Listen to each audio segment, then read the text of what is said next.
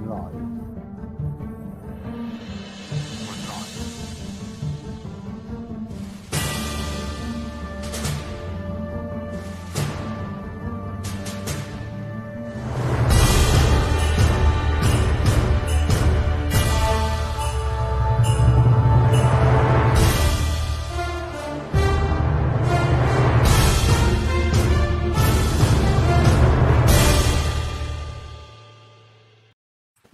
Good afternoon, everybody. And we've got a wonderful guest with us today, Macwatt. Hello, Mal. How are you? I'm very well, thank you, Steve. Beautiful, lovely day in London here. So yeah, all good. Good. Now, I was hearing that you've got something coming up very soon with your new release. Yeah, Can you tell me about it? Yeah, so I've got a new album coming out. Yeah. It's a big deal for me. It's the first album I've put out that I've actually had my music published. It's the first album I've put out where I'm actually on a record label, assigned to an American record label called Need to Know Music at the beginning of this year. They've been amazing. So I've got a new album. It's very much a folk type Americana crossover, quite similar to my Scale EP. All right. Yeah. So on the, it's I think what happened with Scale, it got such great reviews. I mean, it's by far and away the most successful bit of music that I've put out. I mean, it's had thousands and thousands of plays, and I think it seemed to capture something, especially in America as well. So it got, I think, because of a review, it got in front of the producer of this, of this record label, who really liked it and sort of signed me up for that EP and also for my next album. So yeah, the next album's called Settler. It's got 10 songs in a similar vein. They're not all about Scotland and America, but there's a couple are. So yeah, I was hoping it was going to be out soon, but for various reasons, it's had to be delayed. Yeah, I can understand that. I want to play a song now. Something's trying to tell me. Oh yeah. Now, what's that about? Okay, so I write quite a lot of songs. I'm a country boy from the sticks.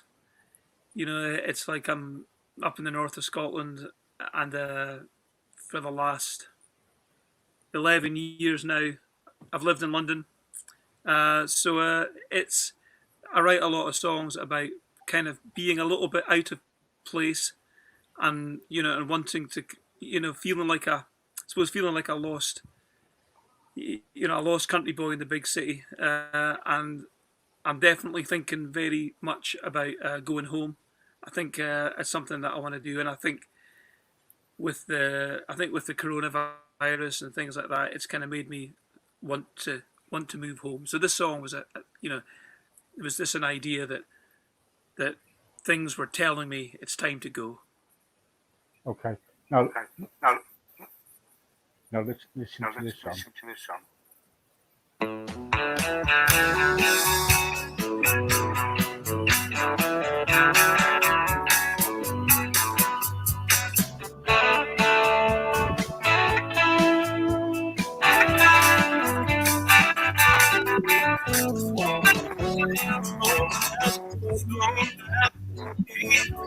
Earthquakes feel,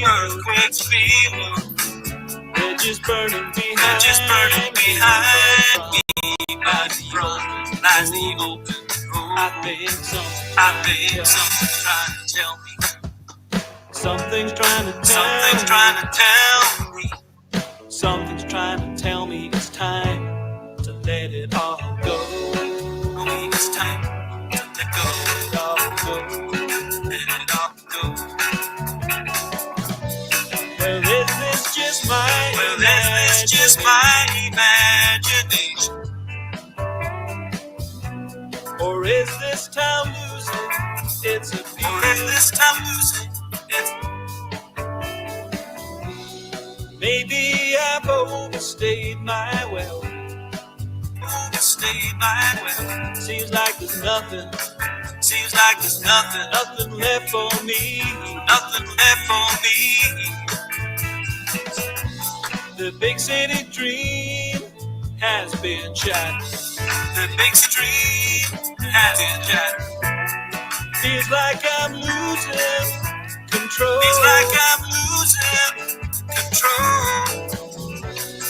Life in the fast lane don't matter. This big city living, killing my soul. Storm clouds above me, earthquakes below, bridges burning behind me, but from rising over the road. I think something's trying to tell me. Something's trying to tell me. Something's trying to tell me it's time to let it all go. Let it all go.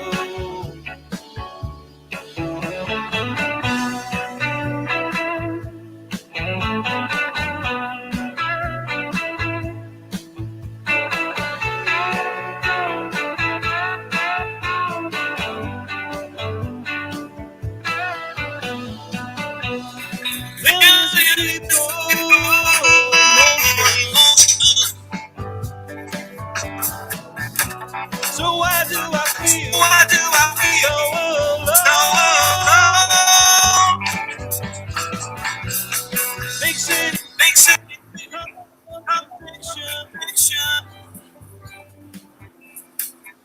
Sorry about that. We've got some problems issue with the sound. I haven't got the. Yeah, I mean, I haven't got a brilliant internet connection today. It's surprisingly for me being in the in the middle of London, my internet connection it's awful. So I mean, I'm It was a bit sort of plugged straight into my, but I'm so sorry about that. That's okay. No worries at all. So that was from my very recent. I did 2 EPs, and I released them sort of beginning of the year. It was I originally set out to do an album, but the songs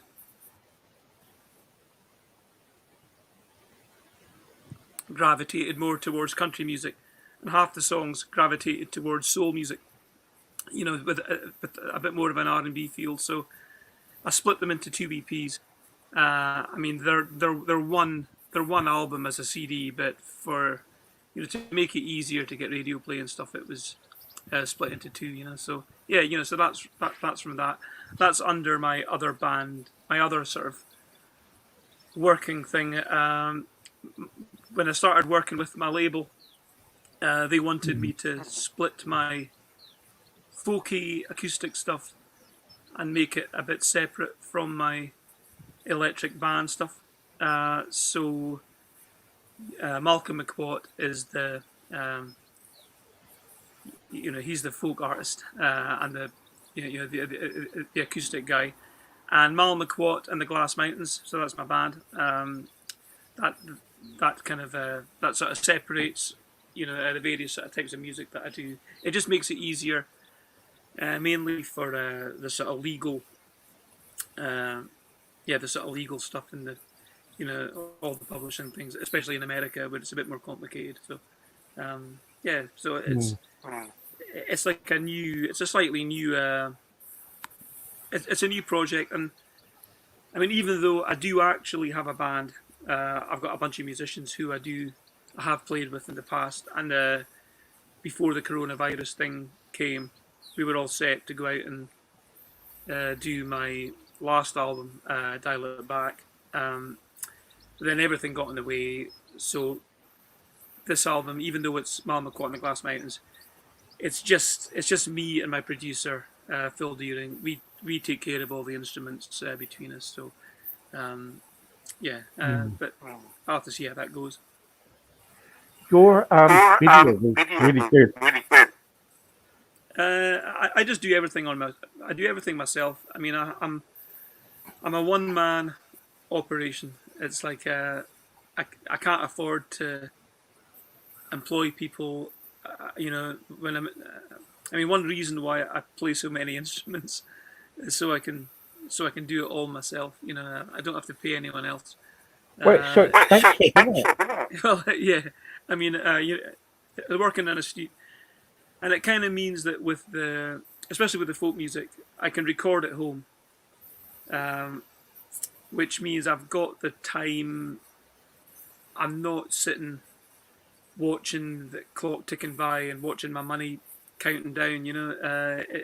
Or my money counting up. It's kind of like there's a real freedom to being able to just switch a machine on and not worry about time.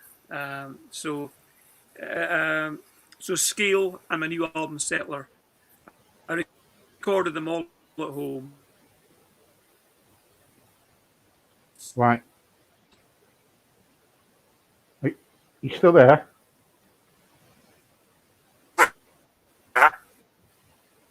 Yeah, it's out to get mixed and mastered. So somebody else who's a professional, they take the songs and mix them and make them all make them all pretty for radio and for CD and stuff. So yeah, it's Are you happy that you signed with this label?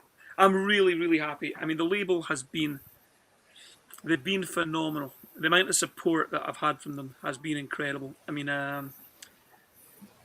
I mean, I don't mind saying this now. I suppose it's they've put me in touch with some huge artists, and they've kind of brought me in touch with them, and they've all, I've got 5 people whose albums that I own and I love listening to, and in my CD collection, and they're all playing for me on the album. So I'm doing some duets, and it's that's something that I could never have accessed on done that, because I'm just not that well known in America, especially. So I mean, I'm considering that. I mean, I've only really been releasing music for 2.5 years. I started doing this in November of 2018. And the last 6 months for me has just been phenomenal in what's happened to my music. Well, you deserve it, don't you? Well, I mean, I think it's just been a massive lift, and it's kind of gonna. I think when the album comes out, I mean, I'm hoping it gets me, noticed a lot more. I think that's one reason why, I've got people, people like Gretchen Peters who are playing on it. I mean, that's, I absolutely love Gretchen Peters, and to have her on the album is it's just such an honor. And so, to have these kind of people coming along and they've all been so complimentary about my songs. So, that's been a real. How long is the contract? Well, it's only it's for 2 albums and a Christmas thing. So, and after that, it's see where see where things go. So I mean, I'm already probably halfway through recording my next album for them. I've written 3 Christmas songs for an EP. I've never ever done a Christmas song before. That's something normally I wouldn't do it. But I've that's listened to your music, and I can't recall you singing any Christmas songs. no, I've never done a Christmas song ever. Um, I think I've got nothing against Christmas songs. It's just I'm always terrified that it ends up being a bit Christmassy and cheesy. So I've kind of I've stayed away from them. But because they wanted some Christmas songs, I've I think that uh, I think are pretty good. I must admit. So and they're very different. And I'm going to see. I'll see which ones or which one they might want to release all three, or they might just want to do the one. So So what kind I'm of kind of looking Christmas forward songs to are they seeing going what. to be? Are they going to be like a sort of a carol one, or is it going to be an uplifting one? Okay, so I've got three. I've got one that's very fun. Maybe it's a bit like the Pogues. It's quite blast along folky. It's very upbeat. It's very sing along. And I've got one that's very. It's not sad. It's just wistful and quite thoughtful, and it's looking at Christmas from a different point of view. It's looking at Christmas from, I suppose, from the fact that maybe not everybody is able to celebrate a happy Christmas. Some people, there are people who you might not be able to spend your Christmas with your loved ones. You've got all the nurses and the police and the fire, shopkeepers, everyone who's actually working over Christmas. And then you've got like the homeless who don't have a nice fire at home and a Christmas tree to put presents under. So it's kind of looking at Christmas from a slightly different point of view. Uh, Mm. and then the third one's a very kind of like a Celtic-y sort of ballad thing, which is it's a bit more it's a You. bit more religious in the sense that You? Can you sort of fit you? The Celtic side of things? yeah. Well, I mean, I think I've just tried to kind of keep some of that in it, and also uh, I think it's probably the one that's the most. It's the most Christmas in the proper spirit of Christmas. Um, so I think if you are a Christian, you'll find things in that song that will you know that will resonate with you. And if you're not, then you might find the sort of the sort of more spirituality side of it. You could, you might appreciate that. So it's, I mean, I'm not particularly religious myself, but but at the end of the day, I mean, Christmas, it's a religious festival, so I kind of wanted to reflect that So, aspect of it as well. so you're writing like a religious song, but you're not religious. Well, You're not it's a not. Christian. No, I mean, I can. I suppose from one thing, I can definitely, like, and I think I've actually always really been interested in religion. Uh, from like, I mean, I've looked in depth at a lot of them, and I can I can see the appeal. I can see the appeal. It's just for me personally, I just don't have that commitment. I don't think I could. I don't think I could commit to any particular sort of religion, but out there, yeah, Mm. it's like that's bigger than all of us. So I don't know. Well, there are a lot of Christian, I'll leave that with you you. know, there's a lot of Christian musicians out there, you know. So. Yeah, I mean, I think I just thought that if I'm being asked to write a Christmas song, I can't ignore the Christ in Christmas. I mean, it's staring at you in the face. So I mean, two of them are very you know, they're very secular, but one of them I've kept that sort of side of Mm. think it I'm a has to be Christian, done. and when I listen to when I listen to music, I also kind of like look at the person who's writing it and thinking they must have a belief if they're going to write this song because you won't write it else. Do you believe in God? I believe in something. I don't believe in a big white man in the sky with a beard. No, but I believe in something. Um, it's I think I'm a big I'm a big lover of nature, and sometimes I, I can be I can be absolutely overawed by by how beautiful something is, and I think you know I do wonder sometimes Yeah, yeah, is yeah, if yeah. it's all sometimes I just think it can't just all be um, Darwin and things that there's something there, so, Okay, yeah. no, you got your. I've got a lot of friends who are not Christians, and they've got their views. You've got your views, and that's up to you, isn't it? Um, Well, I mean, let's get back. yeah. So, Let's get back to your music because who ins- who inspires you more? uh, I've got I would say I've got so many inspirations in terms of music from right from my early starts. I think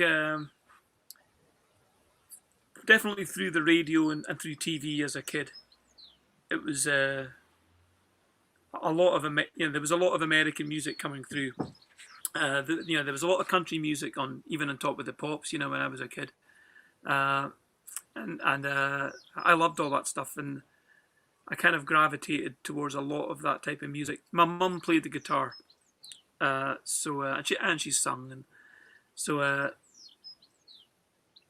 it's something that I was exposed to really young, and my folks they were they were very sociable. They liked having they liked having people around at the house, and that and the drink would flow, and you know uh, people would sing, and so there was a lot of I got exposed to a lot of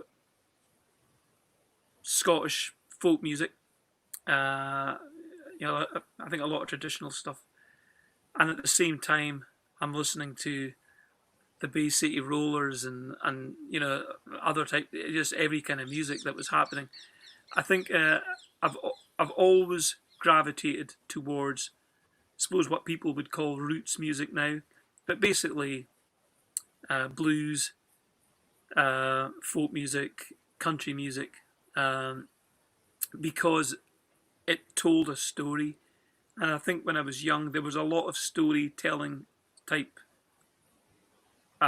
artists doing the rounds. Johnny Cash with A Boy Named Sue, and in fact, a lot of Johnny Cash's songs were story songs. And then you've got Kenny Rogers, sort of doing it. He was there, sort of telling all these story songs as well. So I think I was definitely influenced in a huge way by story music. Music that told tales. So I would Mm. say all through my early childhood, and then I bought an electric guitar, and then I just and after that I kind of got I was all about Led Zeppelin and Black Sabbath and heavy metal for decades. That's just what I liked. I mean, you know, I'm still a I'm still a sort of I'm still a rocker. Yeah, Uh, yeah, yeah. but then I think in my mid 30s I moved into I got married, so I moved into a flat with my wife, and we had very nice neighbours. So in order to stay on good terms with my neighbours, I would I got more back into acoustic music. Right. And so I suppose artists like John Martin, um, he was a massive influence. A Scottish player called Dick Gaughan, who's phenomenal. And then, I suppose more recently, artists like Chris Drever, uh, Scottish musicians, and just I, I just like all sorts of good music. yeah. That's if as long as it's played well, I Yeah. I do tend to gravitate towards music that's got a lot. Let's kind of like take some questions because there's quite a few questions that people want to ask. One of them is Kelly Knight. If you can see down the email, she's written a message. She's looking for a songwriter. Mm-hmm. Would you be able to help her out?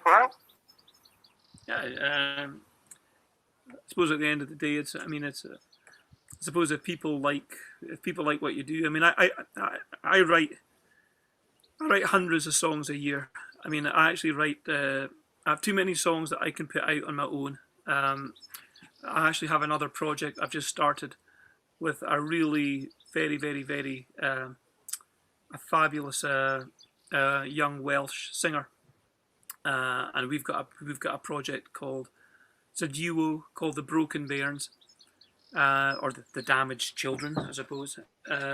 It's it's very, very, very dark, kind of very dark folk Americana, and it allows me to write with somebody else, but also it's also an outlet for more for more of my songs and more of I suppose sort of more material, so I can put it out under a different name.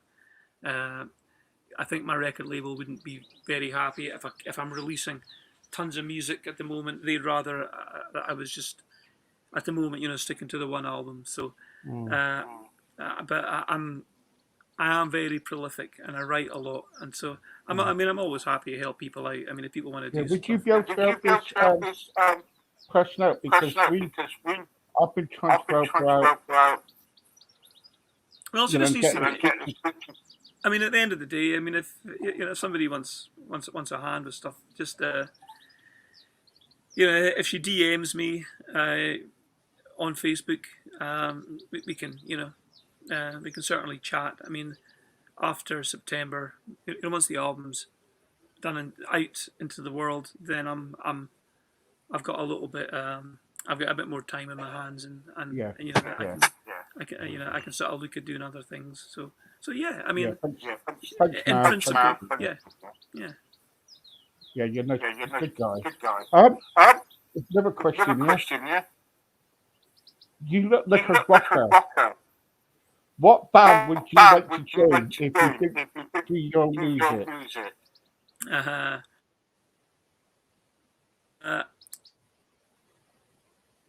Stuck there, ain't you?